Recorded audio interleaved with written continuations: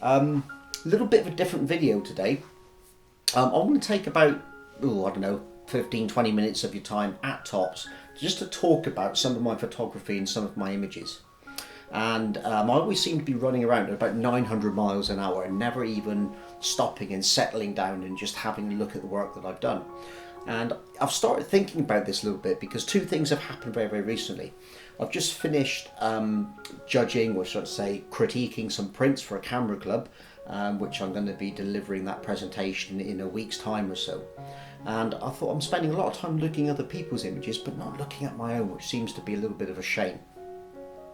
Also, there's a company called Saal Digital who reached out to the photographic community on social media about a month and a half or so ago now, offering substantial vouchers which you could use against one of their Pro-line photo books. And I've used them before. In fact, I've got this book here. So I used them before when I produced this Dartmoor 20 book. And if you don't know much about my Dartmoor 20 project, if you watch, I think it's this video if I can find it, or just have a look at my website to tell you all about it. But yeah, I had this book from some time ago now, and thoroughly enjoyed making it. And thought, you know what, why not? This is from their standard range. Maybe their Pro line would be really, really good as well, and I could use that. So let me just put that back up there a minute. So after doing that and thinking about how I could put together another book, I thought, why not? I'm going to contact them and produce this book. So this is come in the post today, and yeah, I don't know what I'm going to find till I open it up, so it's going to be really good to have a look inside and find out what we've got. So yeah, Pro-line photo book, and then what I'm going to do is I'm going to pick maybe 5 of the images. We're going to sit down in the chair and I'm going to go through the book, and I'm just going to talk about those pictures and maybe point you in the direction of some of the videos where I took them and everything. Just have a look at it. So first of all, we need to get this open, but before that I just want to show you and tell you a little bit about Saal Digital. So they have a whole wide range of different photo products available, but what's really interesting is their software. You can download the software whether you're using a Mac or whether you're using a PC, you know, a Windows-based machine. It doesn't really matter, but their software is quite easy to use. There's a lot of standard templates you can use. There's a lot of customization. It's a customization bit that I really, really liked. You can customize every single page if you want, with different backgrounds, different borders, different text sizes, different colors.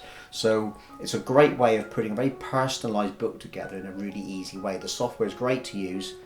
You can copy and paste words and text in from wherever you want. Your images can go in, they can go in at really good high quality, and I really enjoyed using it. So if you're interested in getting a book, I would go over and have a look at that software. It might just be for you. So let's have a look and see what we've got here. So books come, yeah, really well packaged, all put together quite nicely, and inside you see that it's really been wrapped quite well as well. So let's just get rid of that, we don't need that anymore.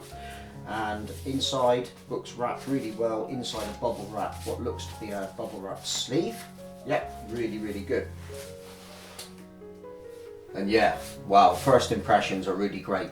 First impressions are great. With the Pro-line book range, there's a number of different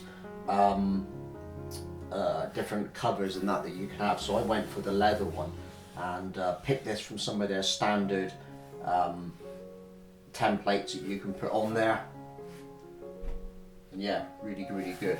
So I called it For the Landscape 2020. And when I put it together, I thought, well, actually what I want to do is put something together that's just a collection of landscape photographs. And it wasn't really a case of any particular location, any particular format or style. There's both colour and monochrome inside here. So let's just have a quick look at some of the images and see what we think about the print quality. Well, when you open the book up, it actually looks really clean. The printing looks really good, and it's on a real good quality photo paper. This is like a matte or like a pearl sort of paper, so your images stand out really well. You can also put things together, so you can have page spreads You can have individual pages. I've chosen to put a black key line around all of my pages so it looks really good. Yeah, that's come out really well. That has come out really well. I like the way that it actually goes across the 2 pages, and you've got this amount of customization. I will tell you now, it wasn't cheap, but you know, without the voucher I probably wouldn't have done it. But if you were looking for a book and you wanted to put one together, this is a good place to start. Okay, well, I'm going to get myself a cup of coffee and or a cup of tea even maybe, and then we're going to sit down and I'm going to go through 5 images. I'm going to keep it to 5. We're going to go through 5 images in here and talk to you a little bit about them and tell you a little bit more about the book. And I've got a question for you at the end. I really want to ask a question at the end, so if you come this far, stick to the end because I want your opinion on something. Okay, time for a cup of coffee, and then we're going to look at the book. So we have book, notes on my phone, coffee, we're good to go. Okay, I'm not actually sure if you're in focus, so I think you are now. Good, lovely. Okay, so I've got my phone because I've actually put some notes together on here. Some bits and pieces that I wanted to say, and I know if I just sat down here and talked away, I'd finish the video and then get to the end of it and think, wish I'd said X, Y and Z, and never got around to it. So, the first thing is, why do a book now? Well, it's been 4 years since I did my Dartmoor 20 book. I think I might have said that earlier on. And it's a shame that we never actually get to print our work, and we should print as much as we possibly can because it does give you a new perspective on your work. I've also been doing some critiques on other people's work recently for a camera club, and it seemed a shame that I never sat down and looked and talked about my own photography, because I seem to talk about other people's a lot. So I'm going to talk about mine, 5 images from this book in a moment. And the other thing, of course, as well, is Saal Digital. They've reached out to us as a community, not just me. There's a lot of photographers doing this at the moment, and to be honest, yeah, this is really good. This is a good quality book, so I would definitely recommend it. That's the first thing. And the other thing, of course, is I just wanted to sit down and have a coffee and share it with you guys. So let's get on with this and have a look. Now, I called it For the Landscape 2020, and the reason for it really was that I wanted to put together something with just a selection of images in it. It wasn't going to be on a particular theme other than it is for the landscape. And I'm inspired by the landscape, by the outdoors, by being out there, by taking those images and those photographs. So it was very easy for me to actually go, you know what, we're going to call this For the Landscape 2020. And who knows, maybe there'll be a For the Landscape 2021, probably 2022 to be honest. But let's have a look at some pictures. So I picked a few images, just ones that I really liked, to be honest, not in any particular order. I could have picked any of these to go through, but I thought, you know what, I'm going to pick some of my favourites and tell you what I like about them. So this is the Brathay River, and this was taken on at the end of a very long walk in the Lake District. And if you want to see that video, it's in my Lake District series, and I'll probably put a link up to it on the screen, or at least show you a thumbnail of it so you can pick it out yourselves. So why did I like it? Well, Ruby and I, my dog, we'd been out probably, 5-6 hours by the time I took this picture, and it had rained all day. We were soaking wet. So when we got back towards the car and the light started to lift and some photographic opportunities opened up, I was absolutely delighted. So this photograph for me reminds me of a particular moment in time that I really enjoy, and that's what our photographs are, aren't they? They're moments in time. They shouldn't just capture the scene, they should capture a moment in our lives. It's part of the rich story that we've got to tell other people. It was still very breezy, the light was shining really, really brightly, and these grasses were all illuminated brightly in the sunlight.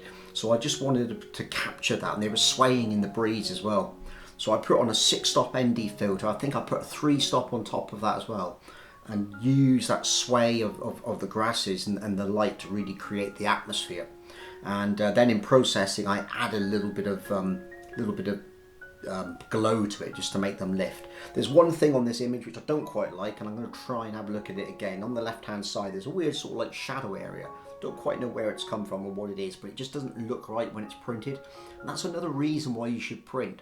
When you print, you see things that you don't see on the screen. Don't know why it is, but it happens. It happens all the time. So the next picture I want to go to is one close to home, and it's a place called North Hessery-Tor in Dartmoor. Now, if any of you know Dartmoor at all, you know it's one of the most iconic locations. So I want to read this bit to you because it really sums up my feelings as I was at the scene.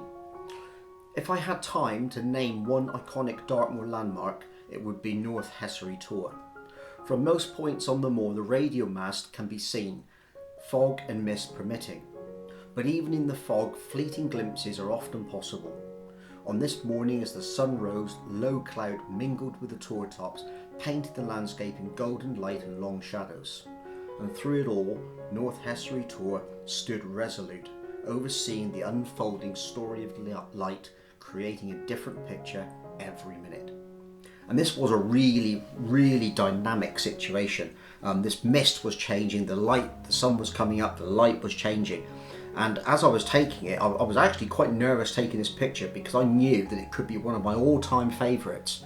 But I also know that with the difficult lighting conditions, I could ruin it just at the click of a button, never to come back again.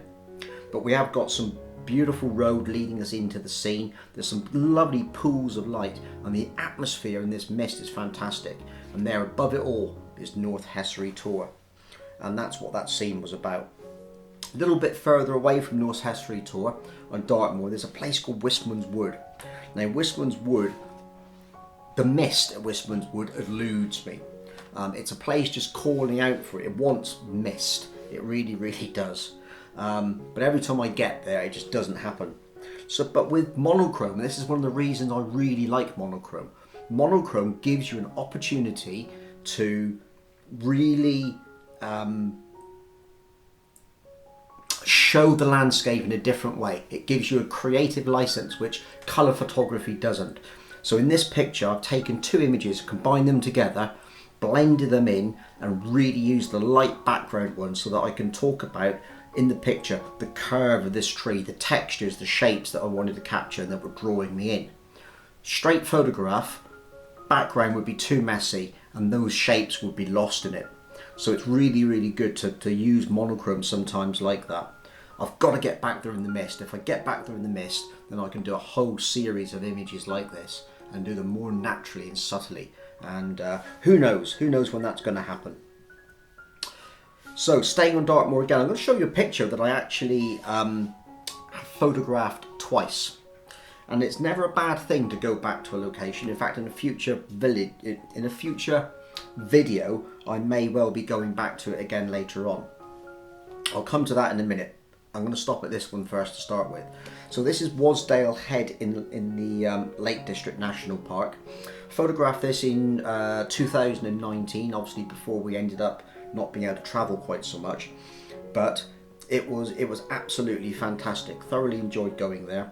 But I had a week of continuous rain, nothing but continuous rain. And in between it I managed to get out. But what we got sometimes in the rain was those beautiful diffuse sort of low clouds and showers moving down through the Wasdale Valley.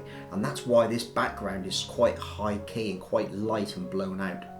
And I'd seen these trees and they reminded me of little oases of trees and like plains in Africa where you see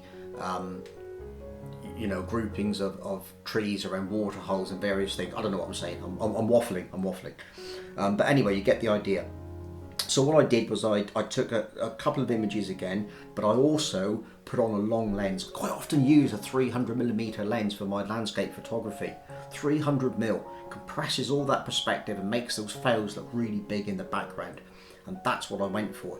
Then I used high key, high contrast, pulled the blacks out so the trees stand out against it, used the green yellow slider to lighten the grass and create this vision that I had when I was there. Most of the photographs I take, when I take them, I'm almost pre-visualizing what the finished image is going to look like as I'm taking it. Every image for me is in my mind completed on the screen or in a book or in a frame or whatever. So I try and work on what the finished image is going to look like. So to get back to going to places twice, let's have a look at stone wall on Dartmoor. So on Dartmoor, in fact, if you go anywhere, Yorkshire Dales, North Yorkshire Moors, any of the moorlands, you'll see these fantastic stone walls. And they can be used in your compositions to lead your eye through the frame. So in this picture here, yeah, you know, the wall comes in from the bottom right hand side, curves its way around the image, meets up with this row of trees which then go off to the left. So it's just this visual journey through the landscape. Now having just a visual journey like that is great, but it's not enough. It's not enough. So when I went back, I had to go back when I had a half decent sky and some half decent lighting on there so that I could do what I wanted again. Once again, I've probably used my old trick and lightened the grass and pulled the blacks up a little bit just so it gives a little bit more impact to the shapes that I wanted to do, and also work to make sure that I've got this texture on this upright post of the sty as you're going through it. Now I said I went back to this place twice.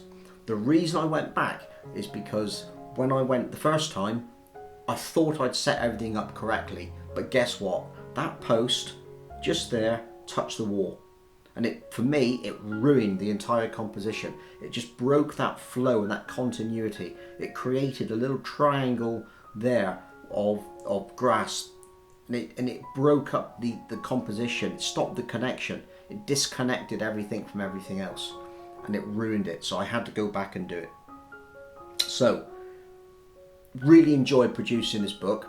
And like I said, I did say I'd have a question for you at the end. Now, the question is, and I want some really honest comments. Please don't be rude. Just keep them clean and honest. If I produced this as a digital version of the book, because believe me, nobody would be able to go out and purchase the printed version. I mean, if you really do, tell me, and I'll sign them and get them produced, but it would be very expensive. But if I produced a digital version of it and maybe put in the camera settings as well, maybe a small little line drawn map to go with the text of where that location is, so people could explore it for themselves if they wanted to.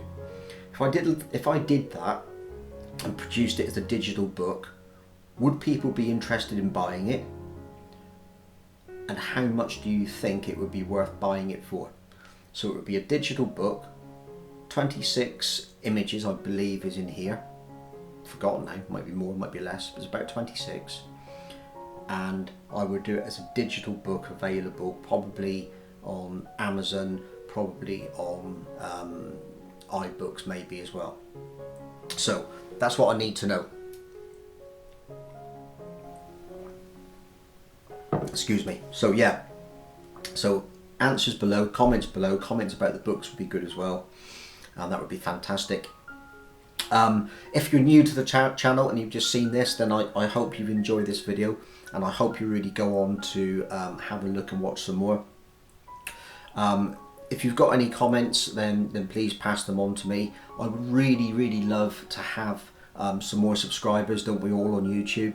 And it's your subscriptions and your comments and feedback that really make the channel worthwhile and keep going. We are growing really well at the moment, so a big thank you and shout out to everybody that's done that already.